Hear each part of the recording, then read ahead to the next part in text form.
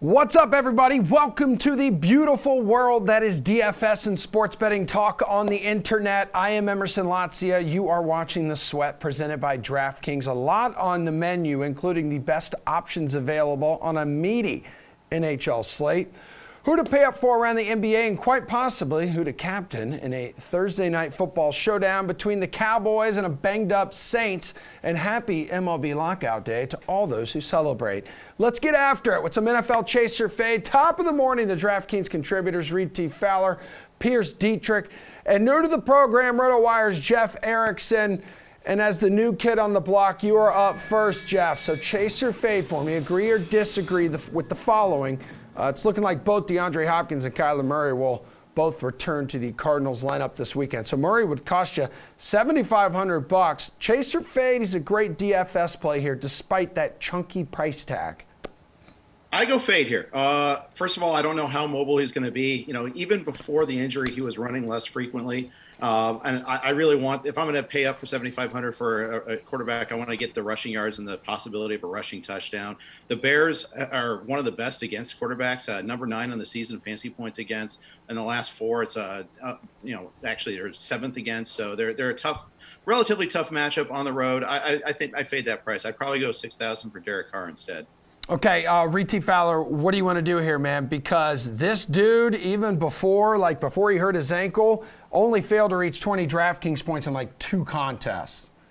Yeah, I mean, when you have to be great, there has to be unequivocally no doubt that you are going to be getting the rush yards, right? That is a cheat code in fantasy football right now, and that's just not the case. Jeff laid it out pretty nicely, right? He's gotten 1 rushing yard, 6, 10, 21 in his last 4 games that he's played. And since his back-to-back QB1 finishes in week 1 and 2, right, he's finished 3 outside the top 15, and 2 of those were outside the top 20.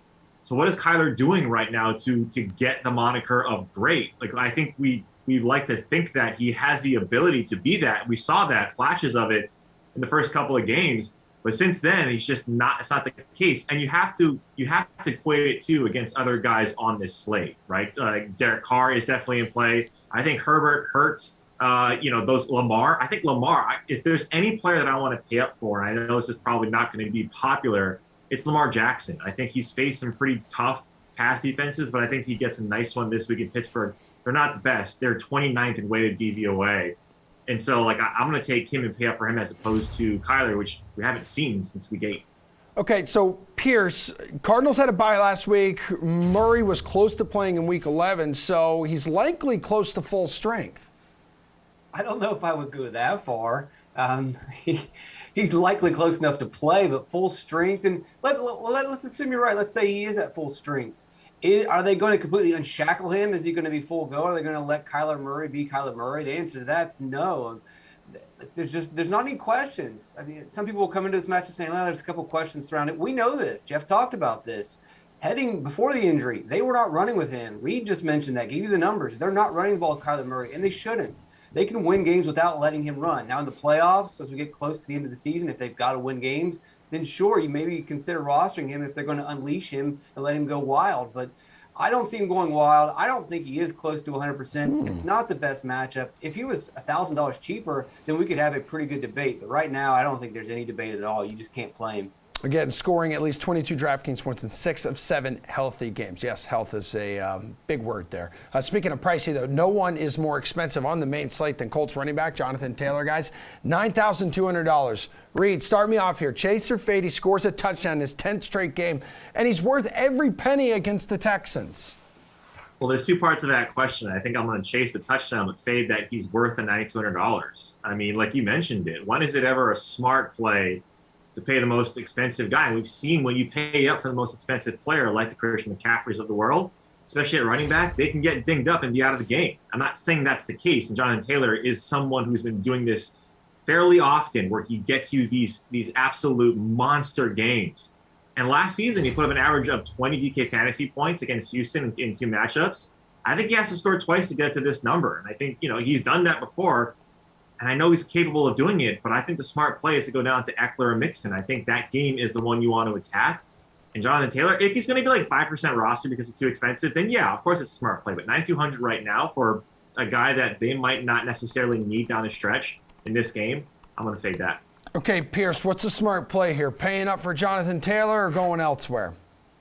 I would pay up. I'll chase based on his talent, based on the matchup. I know that there is concerns that maybe Indianapolis blows them out and he doesn't get enough action in the second half. And that's a interesting what if. But even if that's the case, who's likely going to lead to that blowout? Who's going to put the points on the board that gives the Colts the comfortable margin where they can rest him? It's likely going to be Jonathan Taylor. In the goal line, we have seen Taylor get goal line work all season long, and it makes sense. Do you want Carson Wentz you want him throwing the ball around inside the goal line with his propensity to make mistakes and turn the ball over? Just continue feeding Jonathan Taylor. We know that he'll get you over 100 yards volume-wise as long as it's a normal game. He's also active in the passing game this season. As I already mentioned, the goal line work. And the Texans allow the most adjusted yards to running backs at 4.8 yards per carry. That's just to regular running backs. What can Jonathan Taylor do to this team? I will pay for it. Dude, Jeff, he had nearly 32 DK fantasy points against Houston back in week 6, too. Yeah, all that was in the second half, though. It was a weird game where Taylor was almost ignored the entire first half of that game. He doesn't get Derrick Henry volume, and I wish he would, but the one time he did against Buffalo, we saw what happened. But, if I'm far more inclined to chase at a high-priced running back than I am a high-priced quarterback, and especially one in this instance here with Taylor. I think the squeaky wheel gets the grease. We saw how he got ignored for 25-plus snaps last week. That's not going to happen this week. I think he's going to get fed regularly early on in this game. I know Houston in the last 4 weeks hasn't been as pliant against running backs, but look at who they were going against. Miami. They were going against Tennessee without Derrick Henry. Last week, the Jets without Michael Carter. I think that Jonathan Taylor gets well against the Texans. I think they try to go to him early. I think I'm inclined to chase this price. Okay, let's chase or fade what's currently the fattest Week 13 spread on the DraftKings Sportsbook. You've got the Rams favored by 12.5 at home against America's team. That's the Jacksonville Jaguars. A bounce back here, winning by 2 touchdowns and easily covering, Pierce. You want to chase or fade that? I'm going to chase. I'm not completely comfortable with them covering this. This smells like Jacksonville versus Buffalo, too. Yeah. And I know that game, it was, Josh Allen was making mistakes and turning the ball over. Well, Matt Stafford has been making some of those mistakes recently as well. But ultimately, I think Los Angeles just is going to get right in this spot. They're at home. But if you do want to pull for the Jaguars, as I mentioned, Stafford's been making mistakes. The offensive line for the Rams, which has been a strength all season long, has struggled in the last couple games. One of the things that the Jaguars do well is in terms of pressure, that they're 6th in blitzing, 10th in quarterback hurries, 11th in quarterback knockdowns, 13th in quarterback pressure. Now, they don't get very many sacks, but that's okay. As long as you're putting pressure, you can force Stafford into some mistakes, and maybe they cover this game. I still think, though, that the Rams will cover. All right, Jeff, taking the massive amount of points here, though, could prove to be wise because LA 0-5 ATS in its last 5 games is a favorite. Yeah, I think it's almost a sucker play to go take the Rams, but I'm just that sucker. I think I'm looking at them trying to get well. I look at just the Jacksonville offense. I look at the schemes that they run to try to free up those wide receivers and actually the lack thereof. And the lack of playmakers that they have in the passing game. I think this is a game where Aaron Donald gets well. I think it's where the Rams defense is the key to this cover. I'm not comfortable with it, but at gun to head, I'm taking the Rams side of things. Reed, Jags are 4-0 ATS in their last 4 road games against teams with a winning record. Come on, dude. So, Jeff, I know you're new to the program, but the America's team part of this portion is completely self-appointed by Emerson Lotzia. No one thinks that Jacksonville Jaguars is America's team, except for everyone in Jacksonville, which Emerson is a resident of back in his early years, his formative. Thank you, Reed. Thank you for your support. Just want to make that clear. That not all of us believe that's the case. To Jacksonville's credit, what Emerson just said, each time they've been double-digit dogs, I'll give you the one further, they've covered. But they have the second lowest plus-minus ATS when they're on the road at minus 7.6. Which means, if you just want to use that simple math, that they'll lose this game by 20 points. I don't think that's the case, right? I don't think that the Rams need that, but the Rams need momentum, right? We've seen these guys play below average, and they need momentum. Not saying that this is a beauty contest, but they need to put up points and put them up in large bunches on this team, and they can, right? Jacksonville, in every positional advantage that they have every positional advantage, right? Defensive line against O-line, receivers against DBs, quarterbacks, coaches. You name it, the Jacksonville Jaguars And I said this about the Bills, and that 9-6 game completely thwarted my theory. But I think this is a Rams team that's absolutely going to blow them out. So, yeah, I think they're going to come for Chase. You know what's crazy is we talked about it yesterday, too, on a Wednesday edition of the Slate with Jeff Ulrich, Reed, is the Lions, because of that tie with Pittsburgh, had a better record in the month of November than the Rams, who has a 3-game losing streak, for crying out loud. That's pretty sad. Last one here, AFC North. The line has already moved from, 2.5 to 4 in favor of the Ravens. So chase or fade for me here. That extra 1.5 points gives you the confidence to back the Steelers, Jeff. I'm going to say Chase. I'm agonizing over this one. First of all, I hate the Steelers, but so I'm trying to get over that as the only Bengals fan on the West Coast. That I feel that way. But T.J. Watt likely being out is a reason to kind of want to fade that. But at the same time, I don't think Lamar's 100%. I think that you look at what he did. He didn't have the zip on his passes on Sunday night. I think that they're having a hard time trying to free him up in the running game. There's a lot of familiarity between the two teams. I think this is going to be a taut battle, and I think it's going to be decided by a field goal. Okay, Reed, what about you? How much confidence do you have here backing the Steelers? I'm with Jeff. It's not that I hate the Steelers, but I hate what kind of performance they're putting out there week over week because we don't know, right? Jeff Ulrich, a friend of the show, obviously, DraftKings, loves the Steelers in this matchup, and I don't know why.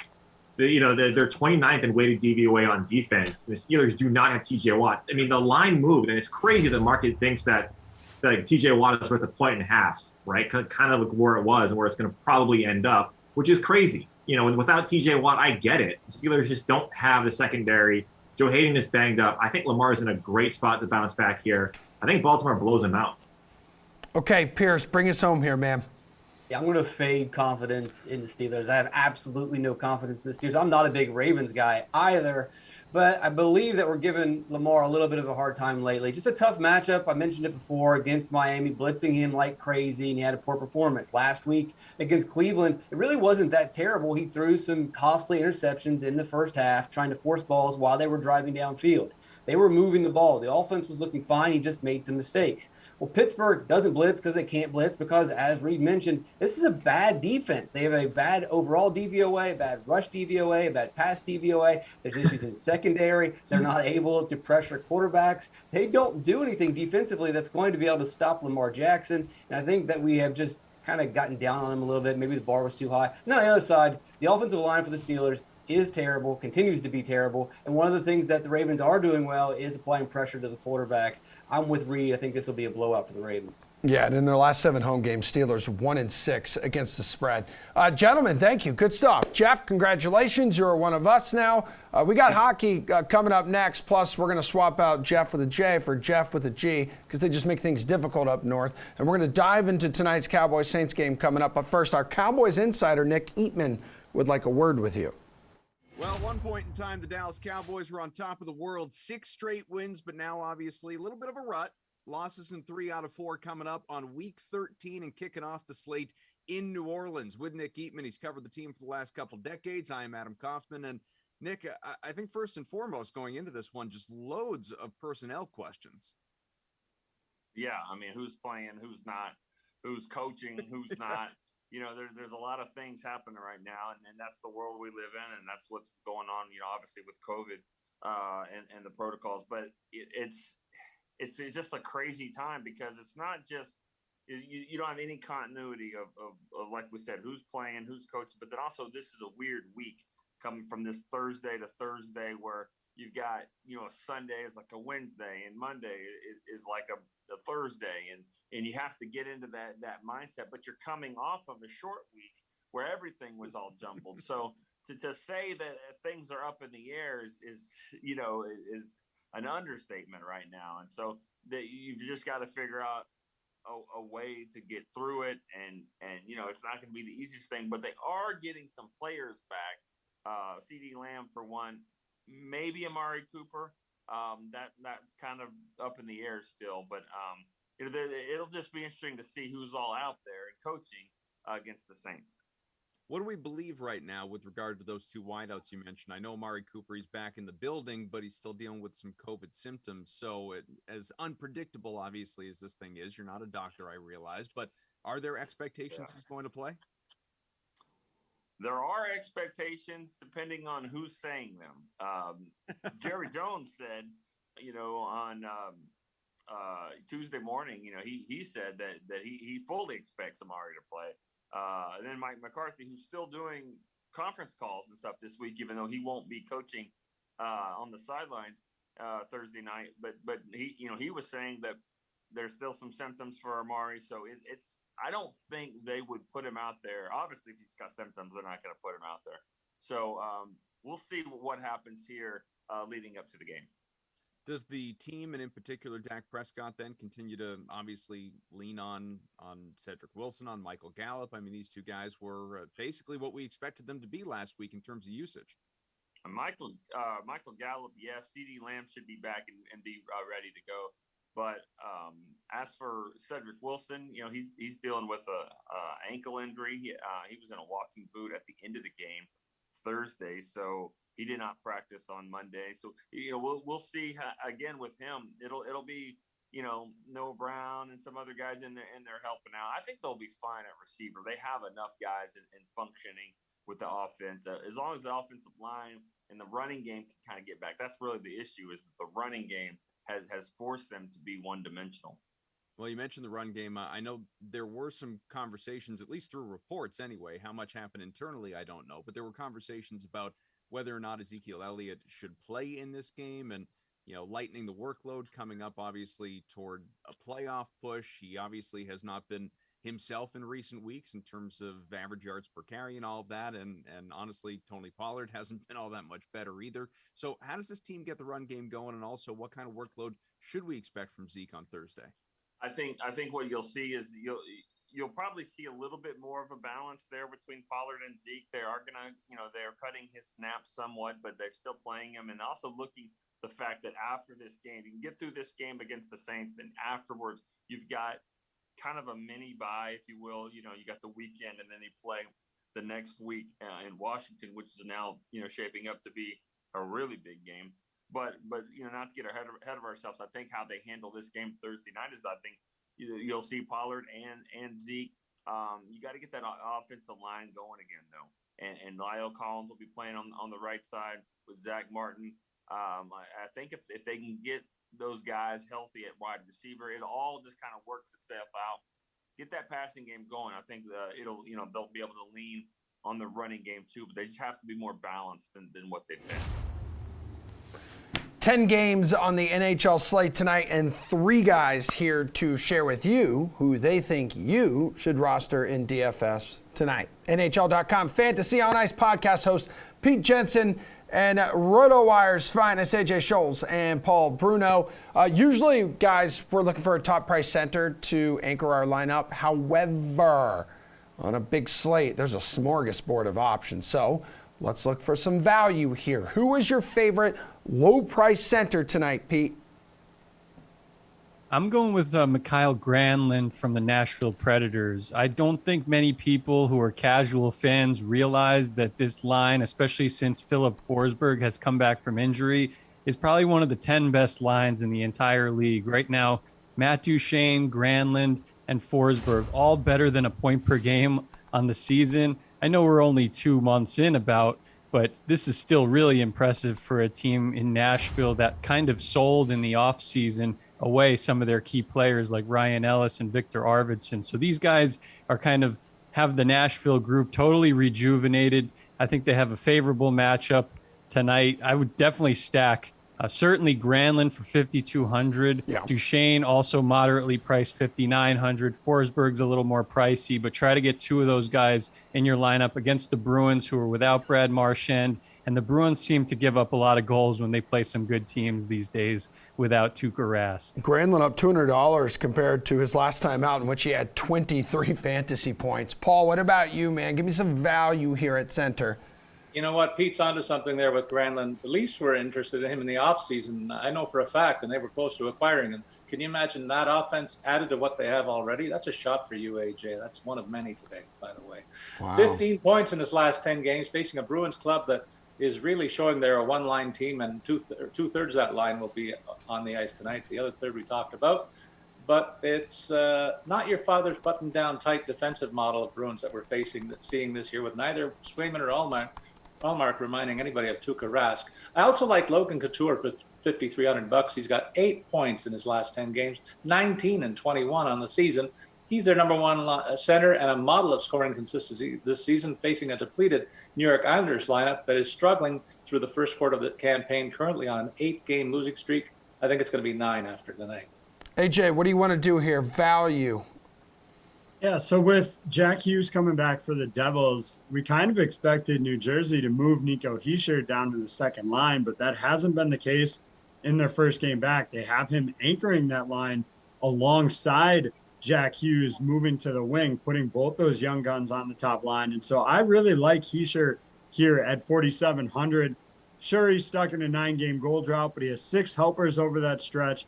And the fact that he's so cheap makes him too hard to pass up on. And I also like Vinny Trocheck tonight. I know he's been, completely absent for their last several games, but he's 4,200 and they're playing Ottawa tonight. Like, you have to use the Hurricanes against Ottawa, and Vinny Trocheck won't break the bank for you. All right, now, we've got some money in our pocket now, guys. Who are you going to pay it for at wing, Paul? Well, I'll tell you, it's not going to be Alex Ovechkin. He tops the list at $9,700, and he's hosting a Chicago club that will start Fleury in goal. And as AJ would know, the flower is rolling, allowing only 9 goals against in his last 6 games. He also has a long book of knowledge against the grade 8 as a former division foe, so I fade the Caps leader tonight. Instead, I look at the most obvious top option that I would consider as Jonathan Huberdeau of the Panthers for his favorable matchup. $7,000 the price tag. He has the softer matchup, as I say, against the visiting Sabres, and has been better than a point-a-game player this season on the high-octane Panthers offense. You know his ownership is going to be high tonight. For me, though, the best bet in this range appears when I look at the Minnesota Wild's Kirill Kaprizov to continue to build on his recent hot streak. He's tied with the grade 8 with 15 points in his last 10 games, added 32 shots on goal in the last 10 tilts, and he faces a Devils club that's given up 20 goals in their last 6 games. I think he's going to have much lower ownership when compared to the other wingers in this high-rent district on the DK board, but he has a more favorable matchup than most of the other big prices on the board there.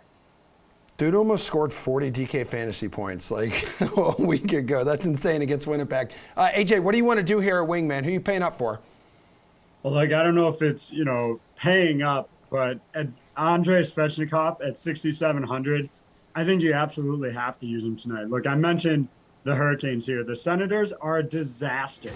They're using backup netminder Anton Forsberg tonight, who's 0-4-0 with a 5.18 goals against average in his 5 outings here. With just 1 goal in his last 14 games, that might lower the drafted percentage here for Svechnikov and scare them off a little bit. But at that price, at 6,700 with that matchup, I just can't see how you pass up on him tonight. Okay, Pete, who can you absolutely not pass up on at wing? I'll go with someone in the middle range. I think you can't pass up on exposure to the Dallas Stars top line, Roope Hintz, Jason Robertson, Joe Pavelski. Those guys were absolutely buzzing the whole game the other day against the Carolina Hurricanes, one of the elite teams in the league. And therefore, I would say that a lineup lock for me is Jason Robertson this year, averaging double-digit DraftKings fantasy points per game. So far, 10.8, has been really productive and has been instrumental in Hintz turning his season around. Our rankings on NHL.com/fantasy for most fantasy formats have Roope Hintz back in the top 100 forwards, back in the top 100 overall players as well. And certainly Robertson joins him. That's one of the better duos in the league when they're healthy, and they are right now. So I'll go Jason Robertson for a very moderate price of $4,800. AJ, what's the best play back on the blue line? Well, outside of the Hurricanes, the other team with the big juicy matchup tonight is the Florida Panthers going up against Buffalo. And so I think that's a good opportunity to pay up for Aaron Ekblad at 7,300 here. Just the fact that he has 18 shots in his last 5 games gives him a fantastic floor in this one. You add in the 7 points over that stretch, including 3 power play helpers, and you got to find a way to work him into the lineup here. All right, Pete, talk to me, dude. Back on the blue line. Yeah, so I'm going with Dmitry Orlov here for the Washington Capitals. I mean, this guy has 7 points in his past 5 games. Washington, juggernaut offense, like we always talk about. I know they had a bit of a step back the other day, but in terms of they still scored a bunch of goals against the Panthers. And I still think that the matchup against Chicago is very ripe for Ovechkin to bounce back from a rare pointless outing. Certainly for Orlov to continue his hot hand, and for a very cheap price in Orlov. Of course, he's the number 2 defenseman behind John Carlson, so you can get him for only $3,900, Dmitry Orlov. But he has, of course, that Russian connection with all the top guys on the Capitals at even strength. So I think that you got to tap into the Washington Capitals in this matchup. Even though Fleury's been playing better, like Paul said, the floodgates could open at any time. Fleury could have a good game and a .920 save percentage and still allow 3 or 4 goals here. Paul, it sounds like there's a couple lopsided games tonight in the NHL that you guys have mentioned multiple times: Buffalo and Florida, Ottawa, Carolina. You want to target one of them for your defenseman? You know what? The guys covered 2 of the 3 players that I was looking at. The third one is Oliver Shillington, playing this season with Calgary. He's been a key part of a stingy defense in the league, the stingiest one in the league, actually, but has been pairing that with a breakout offensive start this season with 13 points in 21 games played.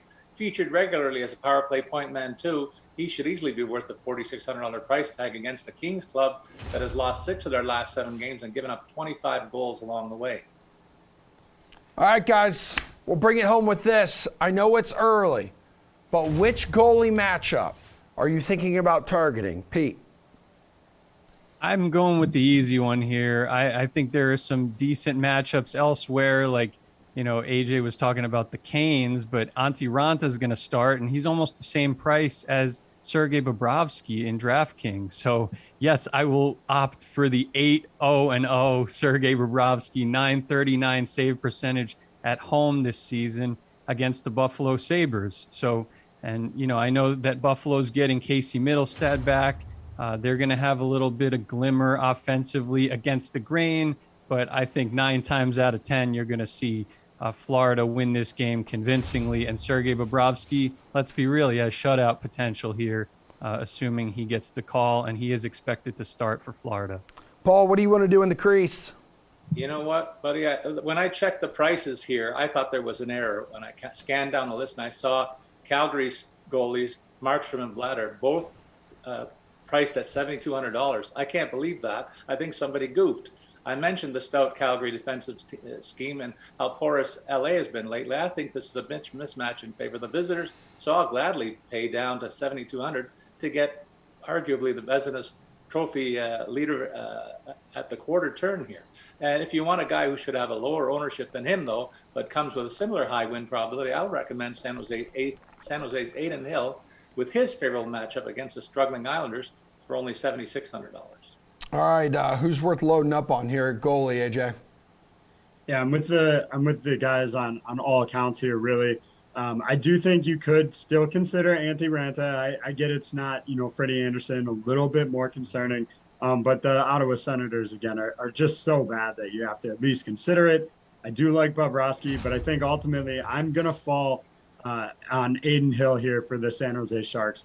That offense for the Isles is averaging just 1.88 goals per game. That's second worst in the league, which is shocking that there's a team worse offensively than that. But Adin Hill won't cost you as much at $7,600.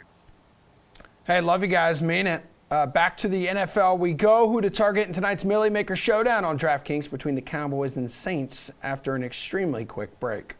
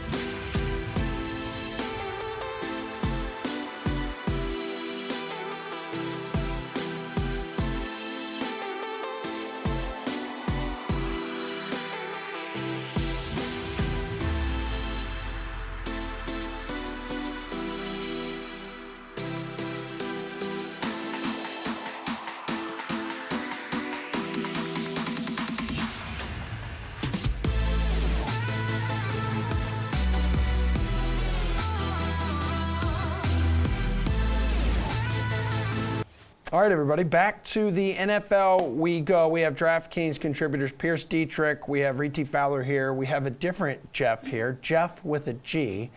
Let's get your favorite DFS and sports betting plays for tonight's Dallas-New Orleans game. So your favorite DFS showdown captain play is who, Reed? I think I'm going to go with CeeDee Lamb. I think there's a lot of places that you can go. I think with Cooper being potentially back in, it looks like he's going to be back in. We don't have any official word yet. He's questionable. We know that Kamara is out, and both Linemans and Armstead and Ramczyk are out for the Saints. That's going to be a lot of hurt against this offensive line, especially guys who can put pressure on the Dallas side like Micah Parsons. But I think CeeDee Lamb is good. We saw week 10, 3 red zone targets and 2 touchdowns for CeeDee Lamb. He is that guy, and I like that all of them potentially are healthy, right? Gallup's in, Schultz obviously is in, Cooper if he's in. That roster percentage is going to be flat across all of these pass catchers, and I think Dallas is going to get up early, and the way to do that is they go to a guy like CeeDee Lamb. I think Zeke Elliott is potentially a guy, but I just don't know with that split with Tony Pollard. So give me CeeDee Lamb. Yeah, and he's produced some big performances against some tough defenses this season. Jeff, what about you, man? Who are you going to spend 1.5 times the salary on? I'm going to go with Tony Pollard in this spot, actually. I mean, I think fading Jerry Jones just as like a manager or whatever he says, generally, I haven't checked the record on it. It's probably been profitable. Look, Zeke is not right. I mean, it's a player who's averaging like under 3 yards per carry over his last 3 starts, excuse me. But, I get it. Like there's news in the media. He's going to get carries, but Pollard is playing on over 40% of the snaps. He's been the more productive player. I think this is a great spot for him too. You're going up against a tough rush defense. He's quite easily the better receiver of the two. And they have been deploying him more in the red zone of late. He's actually outtouched Zeke in the red zone over the last 2 games. I think that you could see, Zeke, if he starts off slow or maybe gets a re-injury here, I think there's a very good chance Pollard may even outtouch him. Dallas cannot afford to lose this game. They can't afford to give Zeke carries just because Jerry Jones said something in the media. So I think that's all overhyped. I think Pollard is a very good play tonight, and I think he's going to have a big night. And with him being a better receiving back, New Orleans has given up 3rd most receiving yards to running backs in the past month too, Jeff. Good point by you, Jeff. Hey, you're welcome. Pierce, what about you, man? Who's your captain tonight? There's only one more Cowboy to consider, so give me Dak Prescott. We're on Yeah. the same page here. We expect that the Cowboys are going to win this game, cover the spread. I'm assuming everybody's on that page. Maybe not. But the points, fantasy-wise, look like they're coming from the Dallas side. As Jeff mentioned, the Saints have had a good rush defense for several years now. That's not necessarily where you want to attack. You should attack through the air with the Cowboys. Cowboys' offensive line is getting healthier every day. And if you look at all the different metrics for this Saints defense in terms of pass rush, they're below average. And they've lost Marcus Davenport, so they're going to be even that much worse. And then you look at things like yards, air yards, depth of target. They're more than below average in those categories. This is definitely a pass defense you can attack. Cowboys are getting slightly more healthy. We'll see with Cooper. I definitely think that Dak's going to be set up for a really big game. If not him, then CeeDee Lamb would be my alternative. All right, fresh off his 3rd highest scoring effort of the season is Dak. Which value play you looking at for this showdown contest, Jeff? Well, Jordan Humphrey, man, why not? I mean, when you've got a low-volume passing offense like the Saints, I mean, what you want to do is target their cheap guys because there's not many targets going to be spread around here. Taysom Hill is going to be running the ball a lot. We know that. But, I mean, with the guy at 2,600, 3 catches here, that's fine. And, Jordan Humphrey, he does have some downfield ability. He's a big dude. Dallas is not exactly great at limiting receptions to the wide receiver position here. So it's actually a better than advertised matchup. They may be throwing a little bit more to the wide receivers with no Kamara.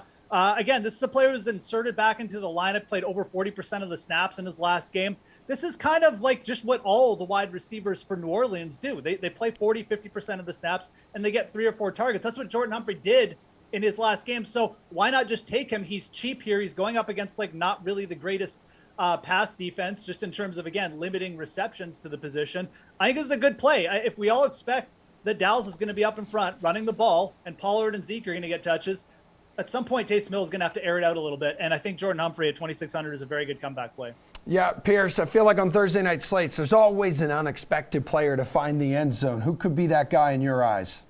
I'll see Jeff's Galaxy Brain wide receiver and raise him with Simi Fehoko at $300. Here we go. Now, hear me out. So Amari Cooper at apparently still has a cough. Now, I don't even know if that passes protocols, but if the guy has a cough, do you think he's going to be out on the field running sprints and running routes? I don't think he plays. His backup, Cedric Wilson's already been ruled out. That means the third stringer, Feihuku, is going to get his chance. We don't have any stats on him. He's played 4 snaps this year, 9 catches, 77 yards in the preseason. Yeah, we're pulling up preseason stats. 5th-round pick out of Stanford, all Pac-12.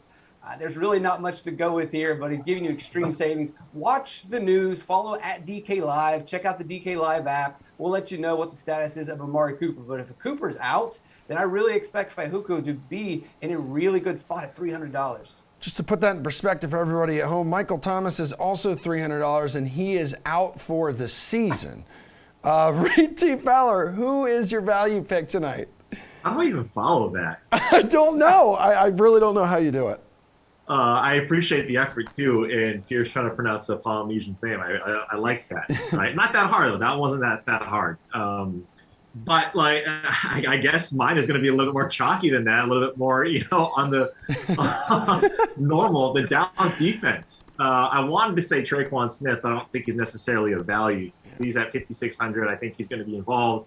And Little Jordan Humphreys, Taysom Hill is an unknown. The guy's going to go with his first option, and if that's not Little Jordan Humphreys, he's going to run the ball. I think Dallas' defense is definitely in play at 4,400. Taysom's first start, I don't think he's going to do that well. He's got plantar fascia, right? So he's not going to be running a ton. Now also you get DeMarcus Lawrence back. Like he's back off and activated off of IR, so he's coming back along with Micah Parsons. I could definitely see an interception, a fumble, a few sacks, a defensive touchdown. Absolutely in this game. All the offensive linemen that we talked about are out. So, yeah, give me Dallas C at 44. Let's go over to the DraftKings Sportsbook here, guys. Pierce, favorite player prop you like? Semi Feihuku, touchdown. I was just going to say, the odds on that are probably plus 200,000. Oh, that's funny that you wonder, because they are. They're plus 10,000 for him to score the first touchdown of the game. Hey, if you want to have some fun tonight, you want to throw down a bet that could pay out well, throw $10 on Semi Feihuku to score the first touchdown. Again, you need to see that Cooper's not playing. You got to see Ovechkin. If that happens, then Feihuku is going to play probably 50% of the snaps. And has a pretty good chance. I mean, at plus 10,000 to score the first touchdown, why not throw $10 down on that? Get yourself $1,000 tonight.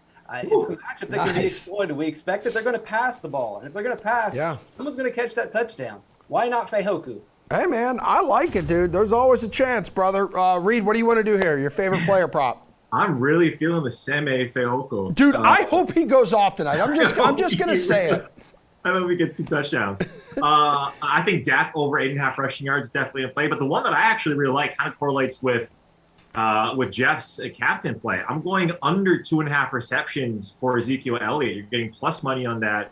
And this kind of correlates to, like, Ezekiel Elliott has hit this number over this number like in his last 6 contests. So it does scare a little bit. But I do think if you want to keep this guy fresh for the entire rest of the postseason and rest of the regular season, you got to feature a more 50-50 split. And I don't think you need to feature a lot of the running backs necessarily in this passing matchup, because you have a guy like Feihuku and CeeDee Lamb and some of these other guys that you can feature. So I'm going to go under 2.5 receptions for Zeke. All right, Ulrich. Welcome to the show, bud. Yeah, I mean, I bring up little Jordan Humphrey, and somehow Semi Feihuku becomes the star of the show. Anyways, okay. We've talked about the receiving situation for Dallas, and again, I mean, it could go to this wide receiver who is, I'm pretty sure, a real person. But I think that the main thing here, I think Dallas will throw to the running backs a little bit more, and I like going over on Tony Pollard. 16.5 receiving yards. He's gotten over this in his last 4 games. The New Orleans Saints are a good rush defense, but as Emerson, you alluded to at the start, they're not really that great against guarding against receptions to the running back position. They're allowing over 10 yards per reception on the season to running backs. I think Pollard gets used a lot here as a receiver, just for the fact that I also agree with Pierce. I don't think Cooper's going to play, and if he does, it's just going to be like a few snaps. So yeah, I like going over on Tony Pollard's receiving yardage today. Yeah, well, it looks like Cooper is trending in the right direction. He has said he's still feeling the impacts of COVID-19. Slate-approved pick time, guys. Your favorite bet tonight. Reed, start us off. Nick Vanette, plus 400 anytime scorer. If you want to sprinkle a little bit, he's plus 2,200 to score the first touchdown. Why not? Yeah, right. Why not? Jeff? So, I mean, I like the Cowboys this morning when they were -4, but now they're up to -6.5 with the Kamara news. I don't think he's worth that many points. So I would just go to the player props here. I think that, again, I mean, Michael Gallup and CeeDee Lamb, you can target them. Michael Gallup's plus 150, plus 1,500, excuse me, to go over 125 receiving yards. He averaged over 20 yards per reception in his last game. You could even take him at plus 1,000 to go over 100 receiving yards and 1 touchdown scored. Someone in this Dallas offense, passing offense, is probably going to have a massive game. And I think Gallup gives you really good odds there in the player props. Let's keep in mind, too, I mean, Mike McCarthy, the head coach of the Cowboys, isn't even there, guys. He's also in COVID protocol. Pierce, That's a positive. Yeah, okay. Pierce, slate-approved pick, your favorite bet. Look, if we think this thing's going to be a blowout, then, you know, the increased, yeah, I hate that we've lost a couple points just in a matter of hours. But if we think it's going to be a blowout, then get in now, because the money was already all over the Cowboys to cover at 4.5, the public. The handle was on the Cowboys. It's going to continue to be. And it's not just that Kamara's out, like Reed mentioned earlier. The offensive line for the Saints continues to be out for the 3rd straight game. Taysom Hill has a foot issue. So I just don't see how the Saints hang in there with this game. Give me the Cowboys, and I'll continue to lay the points as it goes up. Yeah, and the Cowboys are a perfect 6-0 ATS in their last 6 games, too, against the NFC. One more break to go. Thank you, gentlemen. One more block to go. We're price checking around the NBA right after this.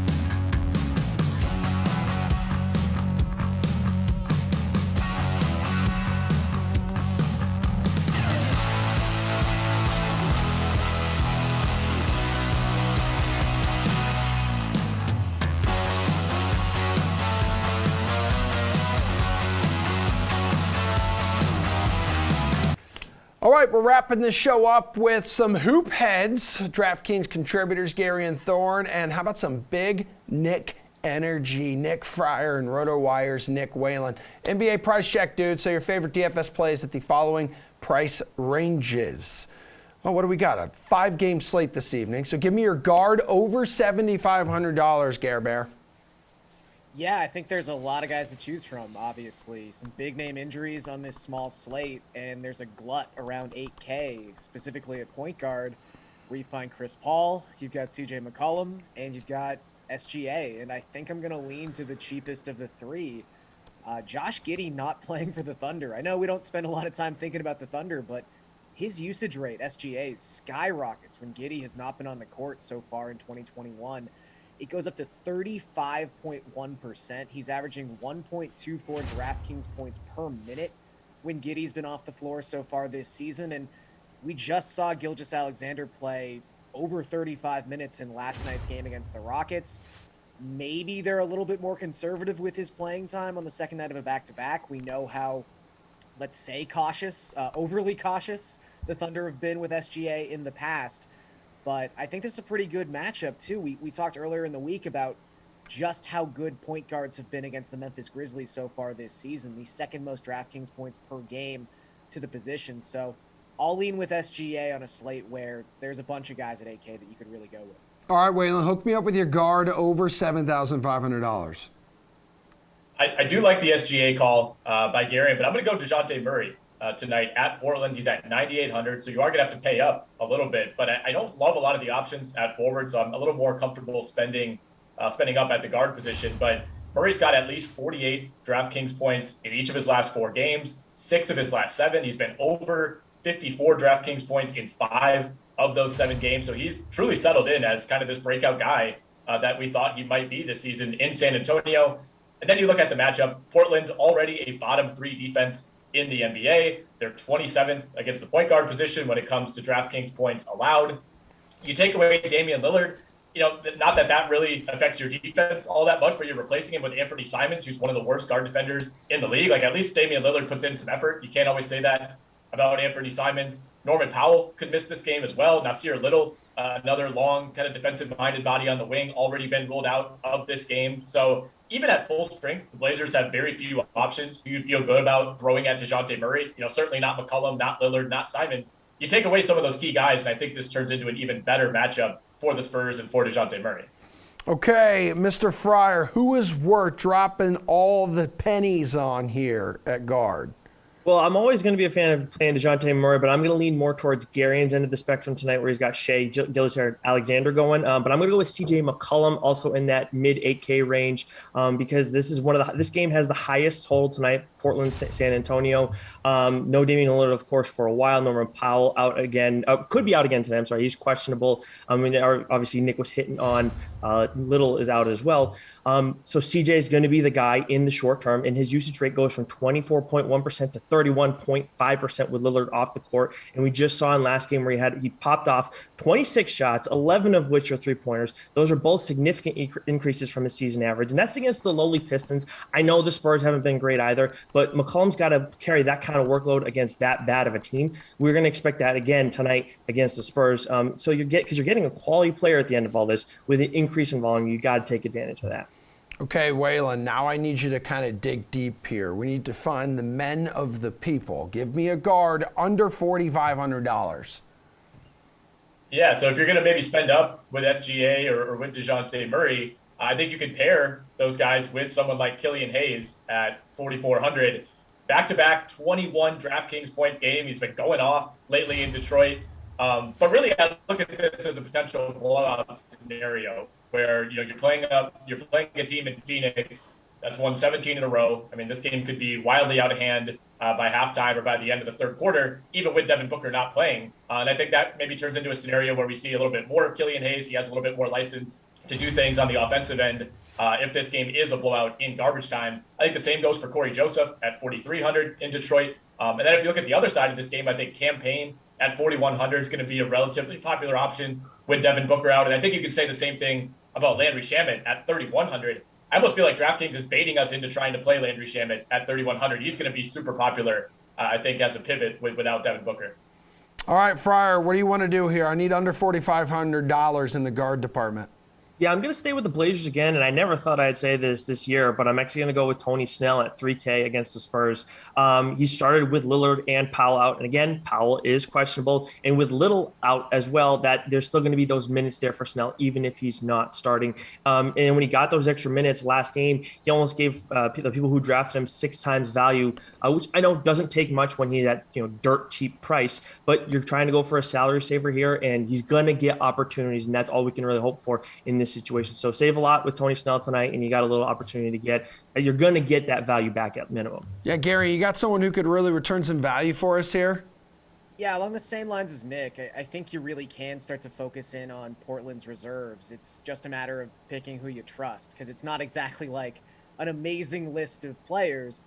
And again, this is all really, it hinges on Norman Powell being unavailable tonight, because you'd think he'd probably log somewhere in the realm of 35 to 38 minutes if he's healthy and able to go at a high usage rate as well. But the thing with Tony Snell, even if he plays 30 minutes, he's just such a low usage rate player. I can't really trust him. I always come back to that one Bleacher Report graphic of just Tony Snell 0, 0, 0, 0, 32 minutes. Like, that's such a Tony Snell game. So you got to find someone who's got a little bit more of a quick trigger on that bench. And thankfully, they've got 2 guys in the form of Dennis Smith Jr. at 3,500 and Ben McLemore at 3,100. Both of those guys had usage rates above 30% in their last game. I don't feel great about it, but not a ton of obvious value on this slate as of right now, below 4K. I'd lean Macklemore. You're going to need him to hit his shots, but he's never been a guy to turn down a shot. So probably 8 to 11 field goal attempts for Macklemore tonight if Norman Powell doesn't play. All right, Gary, and we got a little under 4 minutes to go in the show. Let's go to a forward who is going to cost you more than $7,000. I'm going to go with Scotty Barnes at 7,500. He's just been stuffing the stat sheet as of late. His last 5 games, he's averaging over 35 minutes a game, over 37 DraftKings points per game.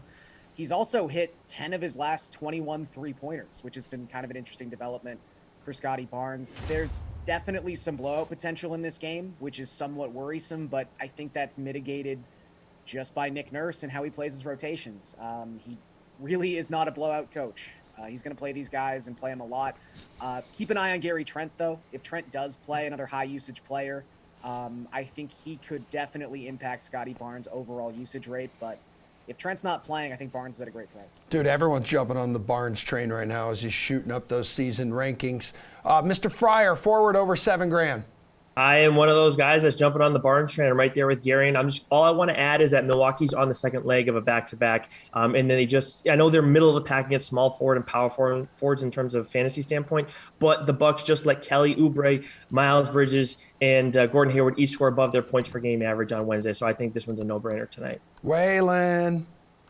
Yeah, I like Barnes. I mean, I'm not going to steer you away from spending up for Giannis at 12,000. I mean, every game at this point is like a great matchup for him, but Toronto especially should be a situation where he can feast even on the back-to-back. But, I think I'm going to end up spending up at guard, probably kind of try to game manage, the forward position and go with Chris Middleton at 7,200. You can pretty much lock him in for 35 to 40 DraftKings points every single night. Give me forward under $4,500, Waylon. We got 2 minutes to go in the show. All right, Jeremiah Robinson-Earl in OKC at 4,400. No Derek Favors. Mike Muscala also likely to sit this game out for OKC, so they're without their big two in the front court. And JRE already played 20-plus minutes in 12 straight games, so I like him a lot at 4,400. Garion. Nick mentioned it earlier. I don't feel great about it, but if Landry Shamet starts tonight, for whatever reason, he has small forward eligibility on this slate, so you can stick him at forward. It feels wrong to do so, but at 3,100, guy's a 41% career three-point shooter. It's the Pistons. I could see him bringing back 6x, 7x value. All right, Fryer. I'm with Waylon on this one. JRE's got to be the guy tonight. He had a big night last game and going to them again tonight against the Grizzlies. And then, okay, never mind. I've been told we are going to wrap now instead of you guys share with us a center over $7,000. This is when I'm going to tell people to go follow you three on Twitter, and if they have any questions about that, they can ask you. And since all of you are so great with your millions of fans, you will get back to him or her. Okay, guys, I'm back here tomorrow morning for the Sweats at 11 o'clock Eastern time, but go ahead and stay tuned for the Madden Sims, starting with the Browns and the Colts at high noon. And then we have a Thursday edition of the slate tonight, 5 o'clock Eastern time. Some PGA Tour talk, some football talk, look ahead to Thursday Night Football. Adam Kaufman and Reed T. Fowler. Deuces.